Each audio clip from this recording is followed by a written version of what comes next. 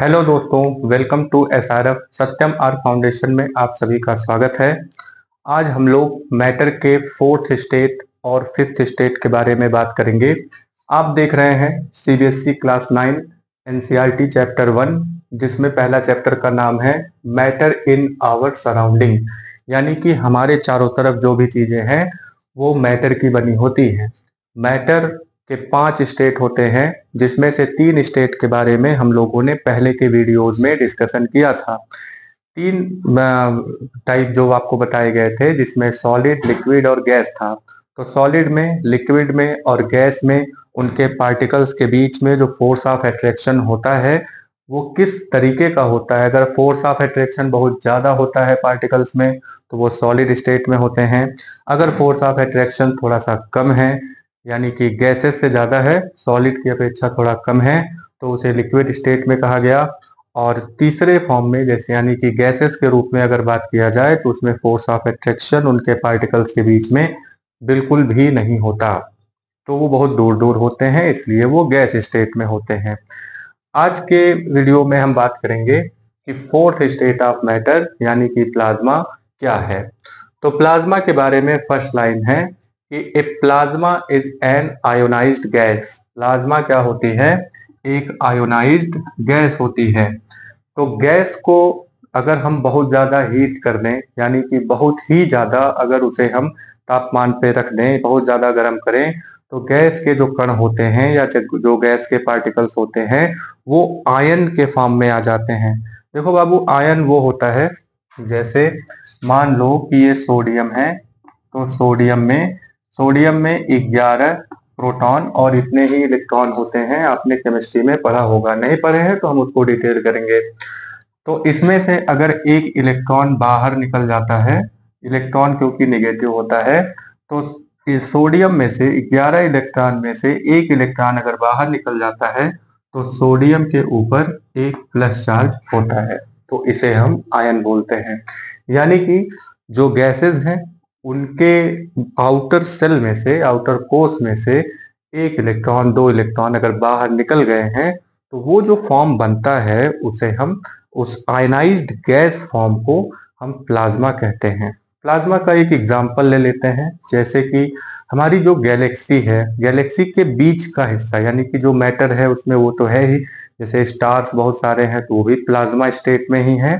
और हमारे जो इंटरप्लेनेटरी जो प्लेनेट हैं उनके बीच में जो जगह बची हुई है वो भी प्लाज्मा स्टेट में ही होती है, हल्की ही सही लेकिन प्लाज्मा स्टेट में ही होती है। बाकी जो हम आग जलाते हैं या फिर जो आग है, जो फ्लेम है, वो भी एक तरीके से प्लाज्मा स्टेट ही है।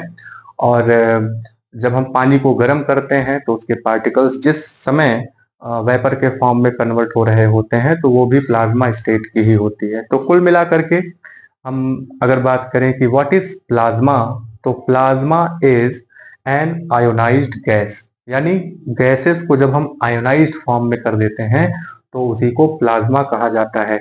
यानी हमारा जो सन है वो पूरी तरीके से प्लाज्मा का ही बना हुआ है, यानी वो प्लाज्मा स्टेट में है।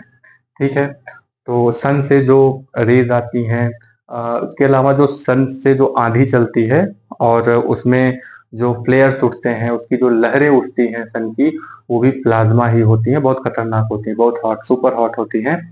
तो दूसरे नंबर पे आते हैं, प्लाज्मा के बारे में बात करें तो plasma, A plasma is a very good conductor of electricity. Plasma is very good conductor of electricity. Conductor का मतलब होता है जो कंडक्ट करे, conductor of electricity and is affected by magnetic field. तो प्लाज्मा कंडक्टर ऑफ इलेक्ट्रिसिटी है, यानी conductor होने का मतलब कि उसके अंदर से, जैसे मान लीजिए ये कोई एक कंडक्टर है, तो ये तो मान लीजिए लकड़ी है, तो लकड़ी कंडक्टर नहीं, ये इंसुलेटर होता है, तो लकड़ी में से इलेक्ट्रॉन यहाँ से यहाँ तक फ्लो नहीं हो पाएगा क्योंकि इसमें फ्री इलेक्ट्रॉन्स नहीं होते हैं। जो कंडक्टर होते हैं उनके अंदर फ्री इलेक्ट्रॉन्स होते हैं, जिसकी वजह से वो इलेक्ट्रिसिटी को कंडक्ट कर पाते हैं। क्योंकि जो प्लाज्मा है वो गैस के फॉर्म में, वो भी आयनाइज्ड गैस के फॉर्म में होता है, तो आपको मालूम होगा कि आयंस जो होते हैं वो इलेक्ट्रिसिटी को कंडक्ट करने की क्षमता रखते हैं। तो plasma is a very good conductor of electricity. और अगर ये आयन है तो जाहिर सी बात है कि मैग्नेटिक फील्ड जो होता है उसमें अब मैग्नेटिक फील्ड में पॉजिटिव और निगेटिव जो आयंस हैं वो इधर उधर डिसबैलेंस होने लगते हैं, यानी वो अपने रास्ते से हटने लगते हैं। मैग्नेटिक फील्ड में जब भी कोई आयन गुजरता है तो पॉजिटिव निगेटिव के हिसाब से वो अपने पाथ से रिफ्लेक्ट होने लगता है। Third point is plasma like gases have an indefinite shape. Plasma state में अगर जो गैसेज होती हैं उनका जो शेप होता है वो इनफाइनाइट होता है, यानी कि अनंत होता है, यानी कि कुछ भी वो हो सकता है।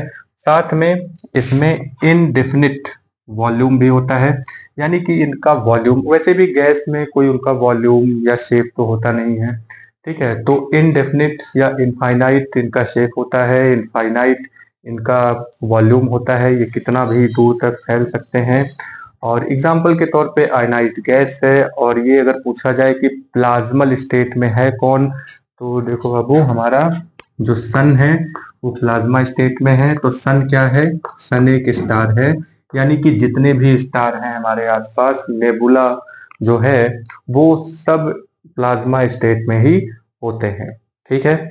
तो स्टार हो गया, सोलर विंड जो चलते हैं, इंटरप्लैनेटरी मीडियम हो गया, इंटर गैलेक्टिक मीडियम, यानी इंटर गैलेक्टिक मतलब हमारी गैलेक्सीज के बीच में जो जगह है, जो चीज है वो भी प्लाज्मा स्टेट, वो है तो गैसेज ही, लेकिन वो प्लाज्मा स्टेट में ही होती हैं, ठीक है।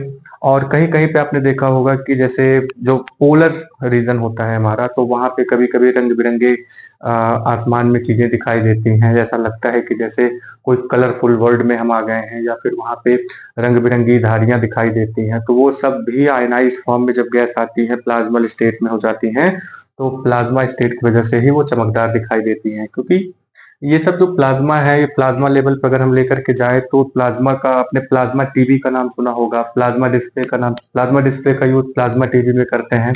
इसके अलावा आपका फ्लोरोसेंट लैंप जो होता है, फ्लोरोसेंट लैंप में जो चमकदार चीजें, यानी कि जो उसमें गैसेस भरी जाती है, वो भी आयंस के फॉर्म में ही होता है, ठीक है। तो आई होप कि प्लाज्मा के बारे में आपको समझ में आया होगा, जो कि फोर्थ स्टेट ऑफ मैटर है। आइए अब हम सेकंड नंबर पे आते हैं, जो कि फिफ्थ स्टेट ऑफ मैटर है। वो है BEC, Bose Einstein condensate. Bose Einstein condensate. तो कंडेंसेट जो शब्द है वो कंडेंसेशन से बना है। ये आपने वाटर साइकिल में पढ़ा होगा ये वर्ड। तो वाटर साइकिल में जैसे कि वाटर जब हीट होता है तो वो वेपर में कन्वर्ट होता है, वेपर जब थोड़ा ऊपर जाता है तो वो कंडेंस हो जाता है, यानी कि उसके जो गैस के फॉर्म में जो वेपर है वो धीरे धीरे नजदीक आकर के कंडेंस होके बादल बना लेता है। और ज्यादा कंडेंस होने की वजह से, थोड़ा और ठंडी अगर हो जाती है ऊपर जाकर के, तो थोड़ा और ठंडे होने की वजह से वो प्रेसिपिटेट होने लगते हैं, यानी वाटर के फॉर्म में कन्वर्ट होकर के जमीन पे आने लगते हैं। तो हम बीईसी के बारे में बात करेंगे, बोस आइंस्टाइन कंडेंसेट, जो कि फिफ्थ स्टेट ऑफ मैटर है। तो fourth state of matter plasma and fifth state of matter is BEC. तो BEC is a state of matter that can arise at very low temperature. तो very low temperature, यहाँ पे बहुत ही कम तापमान पर, बहुत ही कम टेम्परेचर पर जब किसी चीज को रख दिया जाता है, बहुत कम टेम्परेचर कितना, अप्रोक्सीमेटली 0 डिग्री सेल्सियस। तो 0 डिग्री सेल्सियस पर अगर हम किसी चीज को रखते हैं, 0 डिग्री सेल्सियस के नियर अबाउट हम किसी चीज को लेकर के चले जाते हैं, तो वो ऑलमोस्ट बीईसी में हो जाता है। उससे भी नीचे आप ले जा सकते हैं, ठीक है। तो उसे हम बीईसी यानी कि बोस आइंस्टाइन कंडेंसेट के नाम से जानेंगे। तो बीईसी पर जो लोग काम कर रहे थे 1995 में, उन साइंटिस्ट को नोबेल प्राइज मिला था, क्योंकि ये बहुत इंपॉर्टेंट खोज थी। ये इंपॉर्टेंट इसीलिए है क्योंकि बीईसी का यूज हम करते हैं सुपर फ्लूइडिटी में, सुपर कंडक्टिविटी में, और light based tele communication, optical storage of data, quantum computing, इन सब चीजों में आपका बीईसी का यूज होता है। नेक्स्ट नंबर पे आते हैं। The BEC is all about molecules that are really close to each other, यानी नॉर्मल जो सॉलिड होता है उसके जो पार्टिकल हैं जितने नजदीक होते हैं, उससे कहीं ज्यादा नजदीक बीईसी के पार्टिकल्स हो जाते हैं, बोस आइंस्टाइन कंडेंसेट के पार्टिकल्स हो जाते हैं। और मतलब सॉलिड में यहाँ लिखा है कि even closure then atoms in solid, यानी सॉलिड से भी ज्यादा नजदीक हो जाते हैं। तो बीईसी में यहाँ पे अगर आप देखें तो बी स्टैंड फॉर बोस, ठीक है। बी का मतलब बोस हुआ, तो बोस ये किसके नाम से लेकर के आया है, तो ये है सत्येंद्र नाथ बोस, एक इंडियन साइंटिस्ट, एक इंडियन फिजिसिस्ट थे, जिन्होंने बोस आइंस्टाइन कंडेंसेट पे काम किया था। इसके बाद ई आइंस्टाइन के लिए है, यानी कि ई स्टैंड फॉर आइंस्टाइन। अब आइंस्टाइन को तो आप जानते ही होंगे, जिन्होंने थ्योरी ऑफ रिलेटिविटी दिया था। E equal to M C square, इनका बहुत ही फेमस एक इक्वेशन है, जिसमें इन्होंने बताया था कि energy may be get converted into mass and mass can be get converted into energy, यानी mass is energy and energy is mass, ऐसा इन्होंने बताया था। और आइंस्टाइन जर्मनी के रहने वाले थे। तो यहाँ पे कलर फिगर तो नहीं है, लेकिन एक कुछ इस तरीके का आयनाइज्ड फॉर्म में प्लाज्मा स्टेट आपको देखने को मिलेगा, जिसमें ये सुपर हॉट हो जाते हैं। बीच में आप एटॉमिक लेवल आप देख रहे होंगे, इनसे निकलती हुई जो एनर्जी है सुपर हॉट, वो आप इमेजिनेशन कर सकते हैं प्लाज्मा लेवल। नेक्स्ट नंबर पे बोस आइंस्टाइन कंडेंसेट का कुछ इस तरीके का फिगर है, डायग्राम है, आप इसको भी ध्यान में रख सकते हैं। तो ये पांच मैटर के पांच स्टेट यहाँ पे कंप्लीट होते हैं, जिसमें से तीन इसके पहले के वीडियो में बताए गए थे, दो आज की डेट में बता दिया गया। तो पांच स्टेट यानी 5 स्टेट ऑफ मैटर यहाँ पे कंप्लीट हुआ। तो एक बार फिर से इन नटशेल हम देख लेते हैं। Fourth state of matter which is plasma, and fifth state of matter which is BEC, Bose Einstein condensate. तो प्लाज्मा मीन्स आयनाइज्ड गैस। तो a plasma is an ionised gas, a plasma is a very good conductor of electricity. क्यों है electricity? क्योंकि ये आयनाइज्ड form में है। And is affected by magnetic field. Magnetic field इसीलिए ये अफेक्टेड होते हैं क्योंकि ये आयन के फॉर्म में होते हैं, आयनाइज्ड गैस होते हैं। Plasma like gases have an indefinite shape and indefinite volume. इनका वॉल्यूम और शेप दोनों भी इनडेफिनिट होता है। आयनाइज्ड गैस इसका एग्जांपल है, और most appropriate example for plasma is sun. ठीक है, तो सन को याद रखेंगे। अगर कोई पूछे कि सन किस स्टेट में है, तो आप प्लाज्मा स्टेट सीधे बताएंगे। ठीक है, नेक्स्ट नंबर पे Bose Einstein condensate. First number is a Bose Einstein condensate is a state of matter that can arise at very low temperature। BEC के लिए हमें ध्यान रखना है कि बोस आइंस्टाइन कंडेंसेट में वेरी लो टेम्परेचर पे किसी चीज को अगर हम रख दें, बहुत कम टेम्परेचर पे अगर हमने किसी चीज को रख दिया, तो वो बोस आइंस्टाइन कंडेंसेट के नाम से जाना जाएगा। 1995 में लोगों को नोबेल प्राइज मिल गया था। और BEC is all about molecules that are really close to each other, यानी कि बीईसी में, बोस आइंस्टाइन कंडेंसेट में, जो मॉलिक्यूल्स जो होते हैं वो बहुत ही नजदीक हो जाते हैं, बहुत ही ज्यादा नजदीक हो जाते हैं, इसीलिए इनको बोस आइंस्टाइन कंडेंसेट कहा गया है। Even closure then atoms in solid, यानी कि सॉलिड में जितना नजदीक होते हैं उससे भी ज्यादा नजदीक हो जाते हैं। बीईसी में B stand for Bose, Bose from Satyendra Nath Bose के नाम से ये लिया गया है, और ई आइंस्टाइन के नाम से लिया गया है। और इसमें हमने कुछ चीजें बताया, जैसे बीईसी बहुत ही इंपॉर्टेंट यहाँ पे स्टेट ऑफ मैटर है, जिसका यूज आज की डेट में बहुत ज्यादा किया जा रहा है, जैसे कि सुपर कंडक्टिविटी, सुपर फ्लूइडिटी के लिए भी इसको यूज किया जाता है, यानी कि जीरो फ्रिक्शन पे फ्लूइड फ्लो करने लगते हैं। जीरो फ्रिक्शन, ऐसा कोई है ही नहीं जिसमें फ्रिक्शन ना हो, लेकिन फ्रिक्शन को एकदम लेस, जीरो फ्रिक्शन कर दिया जाता है बोस आइंस्टाइन कंडेंसेट को यूज करके। बोस आइंस्टाइन कंडेंसेट में जीरो फ्रिक्शन हो जाता है, ये सबसे खास बात इसकी होती है।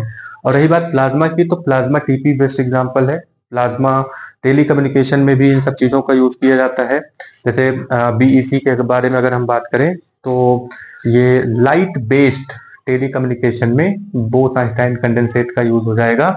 और फोर्थ स्टेट ऑफ मैटर यानी कि प्लाज्मा, प्लाज्मा का एक और एग्जांपल याद रखेंगे, प्लाज्मा टीवी।